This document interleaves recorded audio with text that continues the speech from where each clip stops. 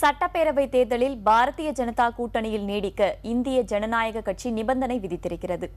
தேர்தலில் போட்டியிட விருப்பம் தெரிவித்து மனு அளித்தவர்களிடம் நேர்காணல் நடத்திய பின்னர் செய்தியாளர்களை சந்தித்த இந்திய ஜனநாயக கட்சியின் நிறுவன தலைவர் பாரிவேந்தர், சுயமரியாதையை விட்டுக் கொடுத்து பாரதிய ஜனதா கட்சி கூட்டணி அமைக்க முயற்சித்தால் தங்களது கட்சி அதில் நீடிக்காது என்று தெரிவித்தார். கூட்டணி அமையாத நிலையில் இந்திய ஜனநாயக கட்சி தனித்து போட்டியிட தயாராக இருப்பதாகவும் பாரிவேந்தர் தெரிவித்தார்.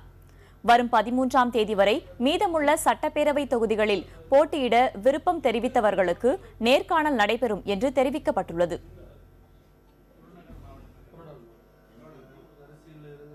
ஆகவே நீங்கள் பல தடவை போன தடவை இருந்தா அப்படிங்கிறதுக்காகவே நம்மோடு இருப்பாங்கன்னு நினச்சிங்கன்னா அது நடக்காது.